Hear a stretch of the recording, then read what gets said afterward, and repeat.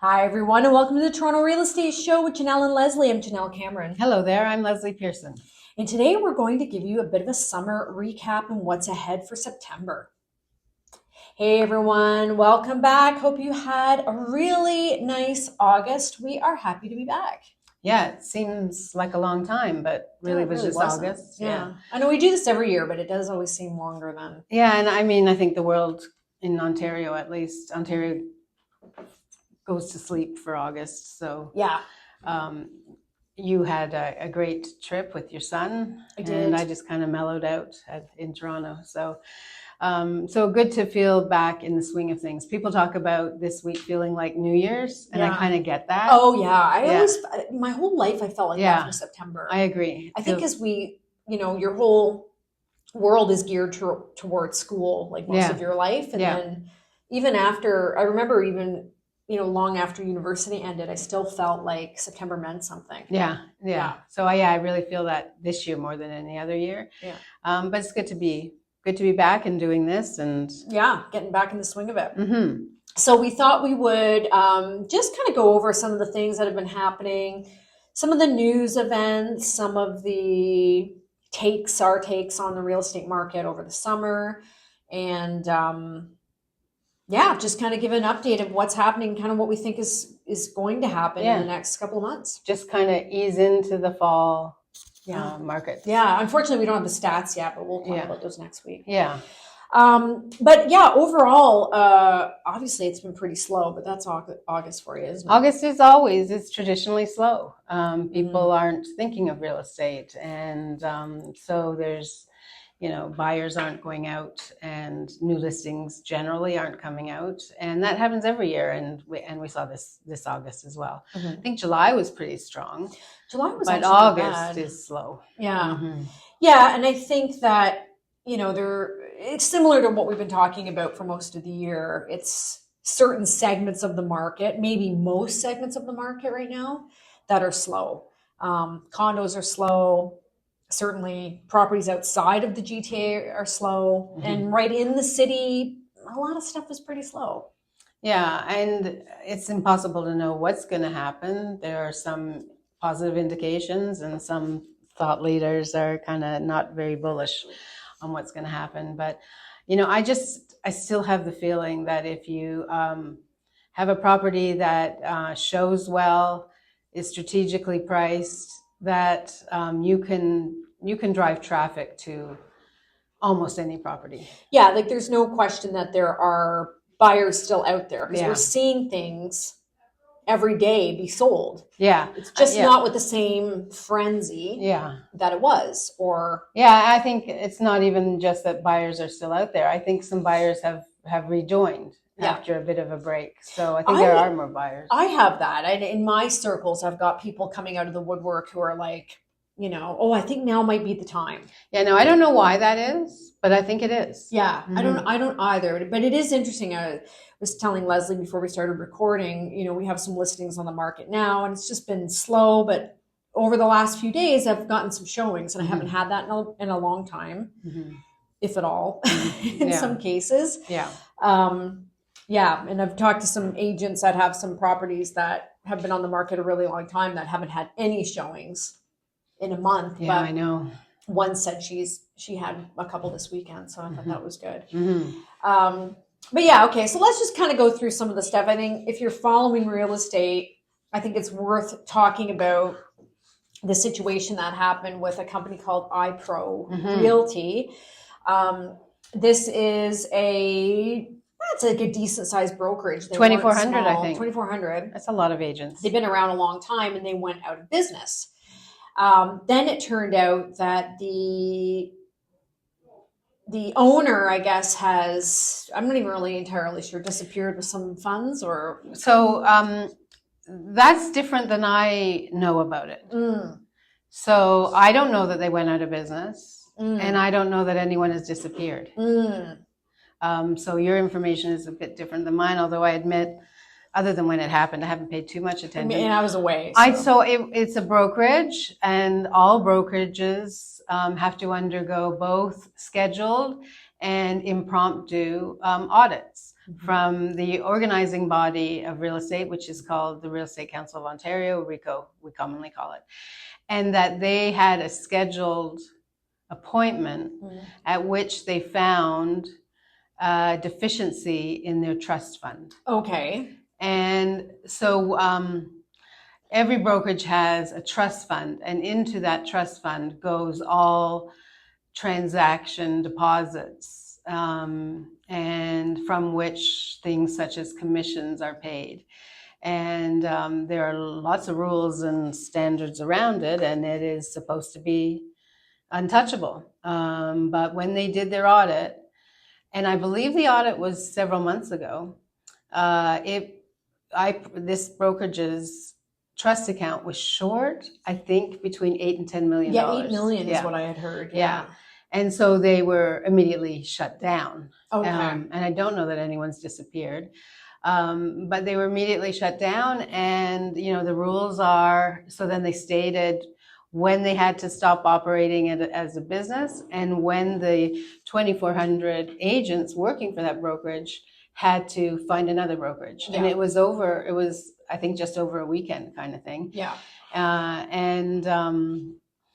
And now, as a kind of secondary part of the story, the registrar for RECO has been terminated. And I think there's going to be a big investigation of RECO's handling of it. Yeah, I think an investigation in general. I know that there's quite an investigation going into the company now. Yeah. But interestingly, I read somewhere that it has reopened with a different name. Really? So the company that you all know we're talking about is called iPro Realty, and they've reopened as something called, I read this, I didn't investigate it, but what I read is they've reopened as something called iCloud Realty. Oh, it's my the same God. owner. No way. Yeah. Wow. But there's some question about how it was handled by RECO. Right. And questions around why the police weren't involved or charges weren't laid, and it's a big deal. Yeah, it's a really big deal. I can't say never, but it never happens. Yeah. And so it's quite shocking. Only in the mythical world that we. Yeah, I mean, I remember one other time, a senior person at a brokerage use some funds. Mm-hmm. And you can see this is a tough time for brokerages, and they have a trust account of $8 million, some money sitting there, and yet they have expenses they can't cover. How the thought would be, well, I'll just take from that and I'll replace it, but you're not allowed to do that. Mm-hmm. So does this concern the general public? Should they be concerned? I think it would be real legitimate upon hearing this for people who have kind of done transactions with that brokerage but not closed on them. I can see why you would be very concerned, and why agents themselves might be concerned that they aren't going to get paid what they're owed for their work because the money isn't there. But I think that concern has been allayed because we have insurance. And one of the parts of that insurance is kind of a trust fund insurance. And I think everybody who is in the middle, who has submitted a deposit and it's been held by iPro, it's going to be good. Yeah. The commissions are going to be paid. Everything is going to work out because of this insurance that we have to have. Yeah. So I think you don't need to panic. Raising your eyebrows was fair, but I think there's no evidence that all will not work out. It looks like it all will. Yeah. Yeah. You definitely know more than I do. Which is the good making part. Up my own story. Well, I don't know. This is just. Yeah, I'm not sure. I haven't been here, so I'm like, this is kind of what I'm getting glimpses. And I do notice. My brain fills in the gaps with really dramatic. I don't know if you've noticed, but in my feeds, I'm seeing more "Welcome to the brokerage" announcements. Oh yeah, and I think I might have seen 2,400 of them. We're picking up all the iPro people. Yeah. But anyway, I want to look more and check out this iCloud. I just read that in one source, and I don't know how that's possible. Yeah. It's I think that maybe some significant process revision must be undertaken, because for this to be able to happen, is a problem. Yeah. And a real hit to the trust that everybody in the business and all consumers have had. Yeah. That we have a system that works, and clearly there are some holes. Yeah. You know, I've been listening to a couple of podcasts about it, and there are some, you know, the feeling of some people is that our system is Broken. obviously broken and subject to these kind of abuses, because you're relying on every brokerage to have a trust fund account and follow the rules. That and that's impossible in the current situation for RICO to monitor. It's impossible to be on top of it, is the thinking. And so some people are proposing some sort of system that I think exists in other parts of the world, where there's a one universal, I think largely online, a holder of trust of account. Yeah, money. it makes sense. Yeah. You know, there certainly have been, during the last recession, I do recall a number of small brokerages going out of business and having trouble with their accounts. I think this is a good time to remind everyone that who you work with does matter. And I think that, and I've always been a believer in this, which is why I've always worked for the larger brokerages, is that, you know, a Remax or a Royal LePage is not ever going to have these kind of problems. And there's some security in that as a seller. And also as a buyer, when you're purchasing a property, if you're purchasing a property listed by a brokerage called, 123 Realty that you've never heard of before, I, at this point in my career, might have concerns about that, because the market is so hard and there are so many companies struggling. I want to make sure my deposit money is going to be there. I when agree. I close. But 123 Realty is different from iPro. If I was the average person out there, I would have thought they were totally. Yeah. Yeah. So and so I think there's going to be some process revision. I think you have, if you're in the middle of a transaction with iPro, it looks like there's no cause for alarm. Yeah. And I just want to remind people that deposits don't have to be left with the listing brokerage. That's true. If a listing you love and want to buy and offer on is listed by 123 Realty, you don't have to give them your deposit money. It can be held by lawyers. Yeah. Although I hear there are a lot of problems with that too. Similar I problems. guess it could be held with and it can be held by your brokerage. Yeah, definitely. Yeah. So, I might even suggest that to my buyers going forward, depending on who the listing agents are. I've never offered never had option. To worry about it really. No, but I might now, depending on what the brokerage is. Yeah. I think just beware, and because agents too, beware when you're advising your clients on properties they're purchasing. There was a lot of years where I was doing deals with a lot of brokerages I had never heard of before, who I don't think are there anymore. Yeah. Very fly by night, very unprofessional. And I was always leery of that, but especially, as we are right now. Well, and with the market, the way it has been, the way it might, still take some time to recover, some brokerages are going to be in real trouble. Yeah. And so it's just something to keep in mind and talk to your agent about. Yeah. And I will be, in some cases, suggesting that Remax hold deposit money, because there's nothing wrong with that. Yeah. And we are 100% not going to have a situation like that. In fact, we're buying all these places up. Yeah. Where our brokerage is so strong that we are thriving. Mm-hmm. Now, okay, let's talk a little bit about what is going on with the market, because obviously it's been pretty slow. I think the overwhelming news story over the last couple of years is just about how dismal the condo market is. Mm-hmm. I think that federal housing minister called the condo market in free fall. Mm-hmm. And I'm not sure I would say it's that dramatic yet, but definitely it's a struggle right now. So I think we all know that if you are a buyer and you want to pick up a condo, my God, there are some fabulous deals out there, and I would absolutely suggest that you do that, because it won't always be like this. Every time I suggest this online or something, someone will make a comment like, oh, why would anyone buy a condo? The condo market's terrible. It will never recover. It will recover. And so you have to be smart and take advantage of where we're at now. So if I was buying something, I would totally buy a condo right now. Yeah, you run towards something that everyone else is running away from. Exactly. That's how you make money. Yeah. But, you know, and certainly in housing too, there are some fantastic deals. Like there are some things that have knocked my socks off at deals. And so I feel like, you know, people, if you're one of those people who are thinking about buying, my God, just do it. Yeah, I mean, and you know, I hear from people that they think it's going to get a lot worse before it gets better, so they're waiting. Yeah. And you know, I get that intuitively, but you're never going to know that you've hit the bottom until you're on the way up. That's the thing. And like, how low does it have to go for you to jump in?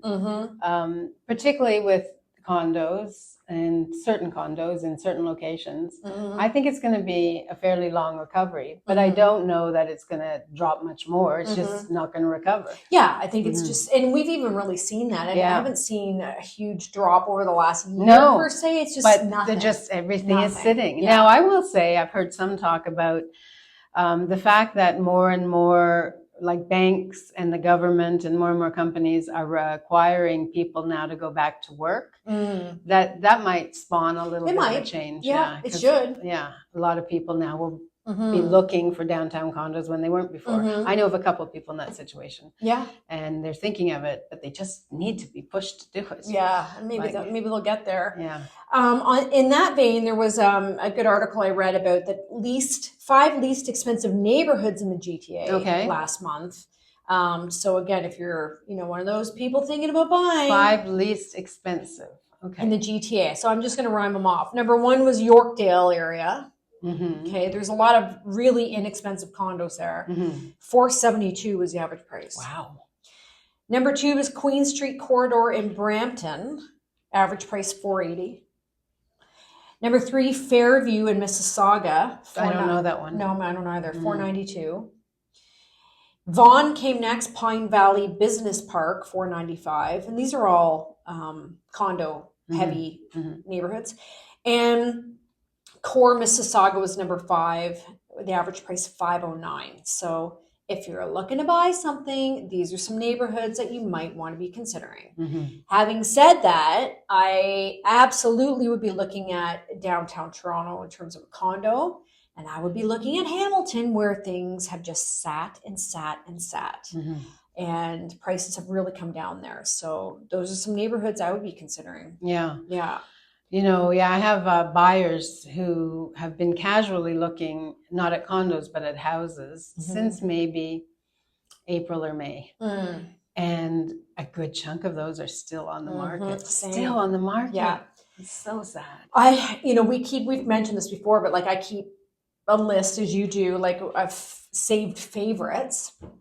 And, there's been some I've been monitoring for well over a year. Yeah. And they're good communities like Whitby, some in the core of the city. Yeah. Not just condos, houses too. And despite all that, we generally know, and I would have said to these people, when a house is going to go. So, there are exceptions to that sitting. So with these same clients, we saw a house that was just the most incredible house at their price point I've ever seen. And so I said, it's going to fly. And they said, no, everything is sitting. It's not going to fly. Everything is sitting. You're wrong, Leslie. It's not going to sell. It sold in like 3 days. You just know. Yeah. Sometimes you just know. know. Sometimes it's unpredictable. Yeah. There's another one that's quite gorgeous that's been on the market since April, and I don't get it. Well, and this is the thing. It's like I'm just looking at these news articles, and someone talks about right now there being a home in the beach that this week got 12 offers with $232,000 over asking. More than ever before, it really is a local market, and there are pockets of the city that are just really booming. But there's also a lot of stuff in the beach that's sitting. Yeah. So I think it just really depends on whether it's a good property or not. Yeah. And I think it's funny, you talk to people, like I was traveling with some people from Burlington, and they were like, oh, our market's great. I'm like, your market's terrible. Because maybe their little pocket is good, so they don't realize Burlington has suffered greatly. Okay, so you know, the other thing I think I just wanted to mention this week is that we are now going to see a huge influx of listings. We've already started. Yeah. And if you are a seller, is now the time to be bringing out your listing, or would you wait, kind of see how the market goes? What you're thinking? Well, August is dead. And then typically we see the day after Labor Day, a whole slew of new listings. We've seen, as you mentioned, a bit of that. And I think that carries over to next week. I think there is some wisdom to getting all of those out of the way and coming out maybe in 2 or 3 or 4 weeks. I think that's what I would do. Yeah, I think unless you're gonna be the one that draws attention. I think, you know, just be smart, because I think what often happens is you end up with these situations like this, and we've seen this over the last year and a half, where our inventory, you know, doubles but nothing's selling, and so all of the stuff that went off the market in August has been on there since the spring or longer, and now it's all going to come back out again. Yeah. So be smart. I think, like, really give it some thought when you're deciding what you want to do. Make sure you use the intelligence of your agent. I have clients getting their house ready to sell, and they're taking their time, and they don't seem to be as motivated as I am, because I know the market. And when I look at the listings in their area of homes like theirs, there is nothing. So I think sometimes if it's a situation like that, I would go on as fast as I could, because there's nothing to compare it to. Exactly. Yeah. So, you have to listen to your agent. Yeah. I tried to, so this client, it was a bit of a learning for me, because this client has just returned from 2.5 weeks vacation. My view on that was fabulous. While you're away, I'll coordinate getting this, and this done, so that when you come back September 2nd, we won't have very much left to do. It won't have disturbed you too much, and we can get on right away. Well, I realized that, you know, my perspective was from a market activity perspective, and theirs was from a lifestyle load management kind of thing, adjusting to the idea, and they couldn't move as quickly as I wanted them to move. From my perspective, the best time to be ready was like now, because there's nothing